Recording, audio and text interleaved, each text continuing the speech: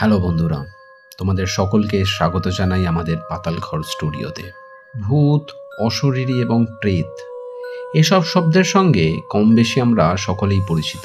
কেউ ভূতে বিশ্বাস করে, কেউ আবার খুব জোর গলার সঙ্গে বলে ভূত বলে কিছু নেই। ভূতে ধরা নিয়ে বিভিন্ন দেশে বিভিন্ন মত প্রচলিত রয়েছে। অমাবস্যার আগে চতুর্দশী তিথিতে হিন্দু মতে ভূত চতুর্দশী পালন করা হয়। হিন্দু মতে বিশ্বাস করা হয় যে এদিন মৃত পূর্বপুরুষেরা মর্তে নেমে আসেন। তাদের খুশি করতে ও অতৃপ্ত আত্মাদের অভিশাপ থেকে বাঁচতে এদিন নানা আচার পালন করার প্রথা রয়েছে।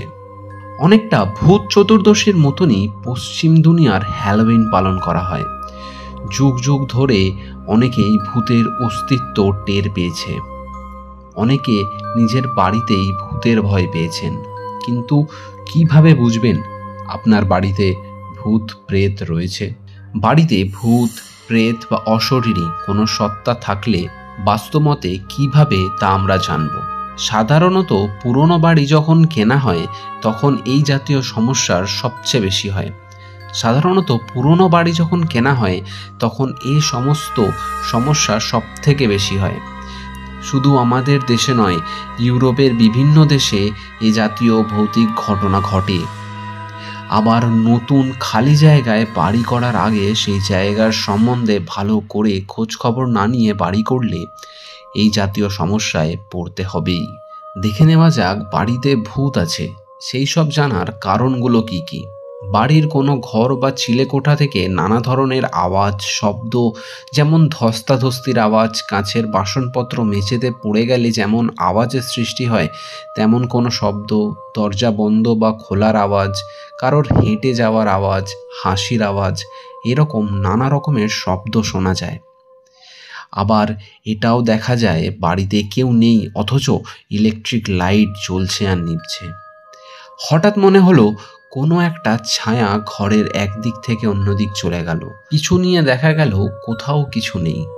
যে বাড়িতে ভূত আছে সেখানে দেখা যায় অচেনা, অপরিচিত অনেক জিনিসপত্রকে যেন কেউ ফেলে দিচ্ছে। বন্ধ ঘর খোলার পর দেখা যায় জিনিসপত্র বা আসবাবপত্র নিজের স্থানে নেই, স্থান পরিবর্তন হয়েছে। এ ধরনের বাড়িগুলোতে মিটমিট করে জ্বলতে থাকা আলোতে কুয়াশার মতো কিছু একটা আস্তে আস্তে সরে যেতেও দেখা যায়। বাড়ির কোনো একটা ঘরে বা স্থানে হঠাৎ করে প্রচণ্ড ঠান্ডার অনুভূতি হওয়া, অর্থাৎ সেখানে টেম্পারেচার চেঞ্জ হলে বলা হয় সেখানে নাকি হয়তো কোনো অশরীরী আত্মা রয়েছে। বাড়িতে পোষা জীবজন্তু যেমন কুকুর, বিড়াল থাকলে হঠাৎ করে তাদের অস্বাভাবিক আচরণ করতে থাকে। গভীর রাতে বা দুপুরে কোনো কারণ ছাড়াই কুকুর বা বেড়াল ডাকতে থাকে। বাড়ির দেওয়ালে নানাভাবে বিচ্ছিরি রকমভাবে আঁচড়ের দাগ বা কাঠের আলমারি বা কাঠের কোনো আসবাবপত্রে খোদাই করা কোনো বিকৃত ছবি। এসব বাড়িতে অনেক সময় দেখা যায় পোষা কুকুর, বেড়াল বা টিয়া পাখিকে রাত্রিবেলায় কেউ মেরে ফেলেছে।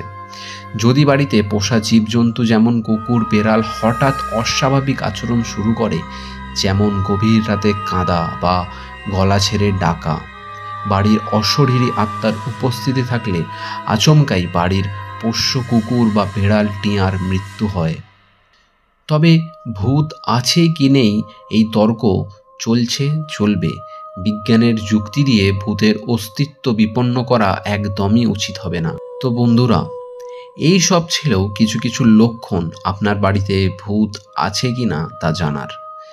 ভিডিও যদি ভালো লেগে থাকে তাহলে অবশ্যই ভিডিওটা লাইক, শেয়ার এবং সাবস্ক্রাইব করতে কিন্তু ভুলো না। তোমাদের কি বাড়িতে কোনোদিন এরকম অস্বাভাবিক কিছু ঘটে? অবশ্যই কিন্তু কমেন্ট করে জানিও। আজকের মতো এই পর্যন্তই। তোমাদের সাথে দেখা হবে পরের আরও একটা রহস্যময় কোনো ভিডিওতে। ভালো থাকো, সুস্থ থাকো এবং আমাদের সঙ্গে থাকো। ধন্যবাদ।